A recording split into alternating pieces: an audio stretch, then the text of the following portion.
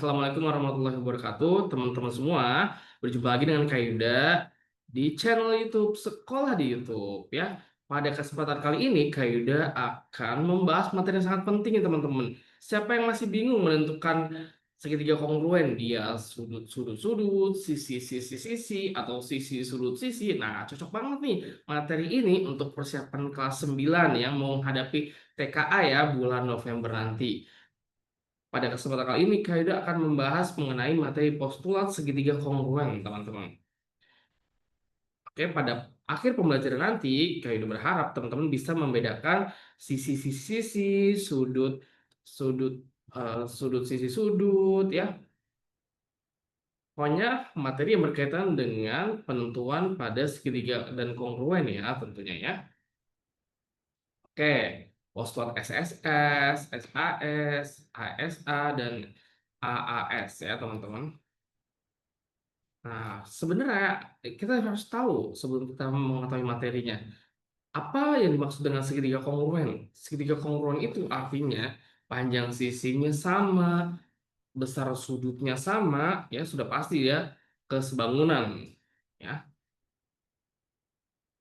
Oke, nah kenapa disebut segitiga kongruen teman-teman? Karena ukurannya sama bentuknya sama, itu kongruen. Nah, teman-teman bisa lihat pada gambar sebelah kanan ya. Pada gambar yang sebelah kanan terlihat perbedaan ukuran. Ada yang segitiga yang besar dan segitiga yang kecil, ya. Nah, itu disebutnya segitiga tidak kongruen, tidak sama, atau bisa jadi besar sudutnya beda, maka disebutnya segitiga tidak kongruen. Sementara pada gambar sebelah kiri, ya, pada gambar sebelah kiri terlihat bentuknya sama, ya, ukurannya juga sama, tingginya sama, alasnya sama, sisi miringnya juga sama, ya. Jadi itu yang disebut materi tentang segitiga kongruen ya, teman-teman. Oke, kita lanjut ke materi selanjutnya. Nah, istilah-istilah penting yang digunakan dalam penentuan sisi pada segitiga, teman-teman. Nah, teman-teman bisa lihat segitiga yang dengan sisi yang bersesuaian atau disebutnya sisi yang terapit. Ya, sisi di antara dua sudut segitiga.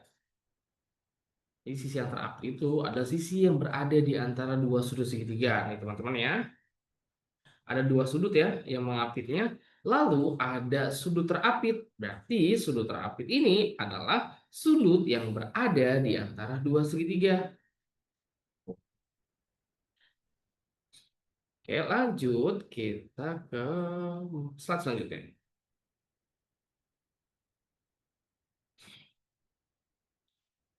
Di sini kita dikasih tips dan trik mengenai postulat kekongruenan segitiga. Jadi ada triple S, yaitu semua sisinya sama.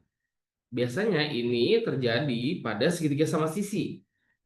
Namun ketika sudut sisi, ini tergantung gambar ya teman-teman ya. Oke, kita check it out ya. Apa sih postulat SSS itu? Sisi-sisinya sama semuanya. Nah, bisa terlihat pada gambar di bawah ini ya. Ada tanda garis, itu menandakan panjang sisinya sama.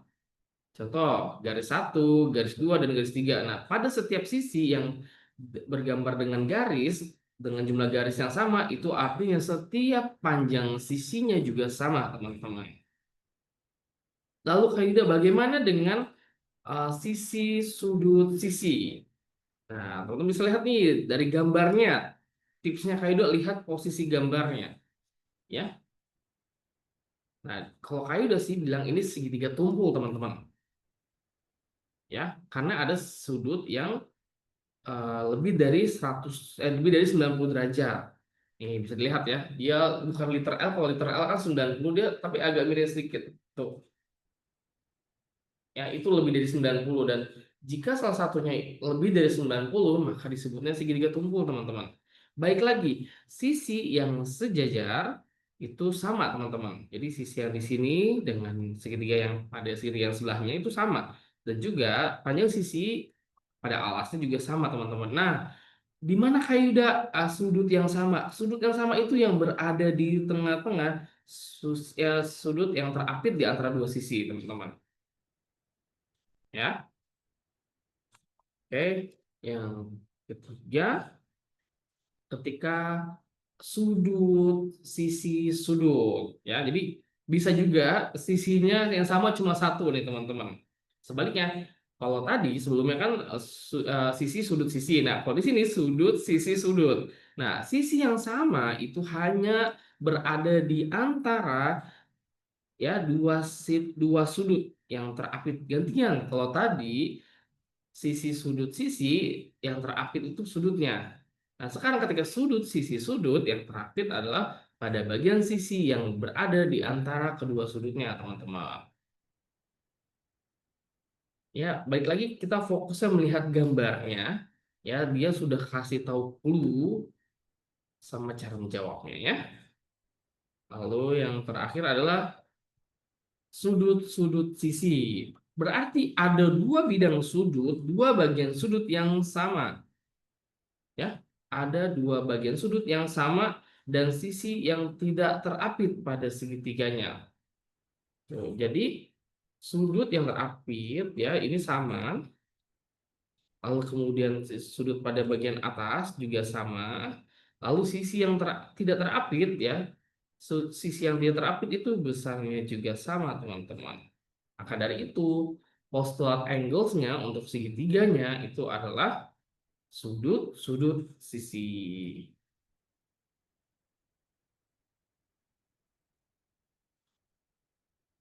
Ya, periksa pemahaman kalian. Manakah gambar di bawah ini yang merupakan segitiga yang kongruen? Apakah ada yang bisa menjawabnya? Nah, oke. Yes, benar. Yang segitiga pertama, ya, teman-teman bisa lihat gambar segitiga pertama itu kongruen dengan possibility perbandingan adalah asa. Sudut, sisi, sudut. Nah, teman-teman bisa lihat ya, sudut sisi yang terapit di antara dua sudut. Lalu segitiga yang kedua, yang bawahnya itu kongruen dengan metode sudut-sudut sisi karena sisinya menempel pada dua segitiga tersebut. Jadi hanya satu sisi yang sama, ya. Lalu kemudian gambar yang ketiga, yang atas, tidak ada postulat yang dapat mencerminkan kongruen karena segitiganya berbeda. Disebutnya, kalau Kayuda menyebutnya itu adalah segitiga sembarang namanya. Lalu yang keempat, gambar keempat, tidak ada postulat yang dapat menentukan kongruennya. Karena tidak ada besar sudutnya, belum ada mengukur apakah yang di tengah itu 90. Jadi make sure teman-teman harus ada informasi mengenai panjang sisinya dan sudutnya. Jadi kalau teman-teman bisa mengidentifikasi dari dua hal tersebut, panjang sisi dan sudut, pasti teman-teman bisa menjawab pertanyaan seputar penentuan sisi sudut sisi, sudut sudut, sisi, dan yang lainnya. Oke, demikian pembahasan dari Kayuda untuk materi postulat angles atau postulat segitiga, di mana penentuan untuk sisi, sudut, sudut, dan yang lainnya. Terima kasih. Berikut kita lanjut ke materi selanjutnya, ya. Terima kasih. Dadah.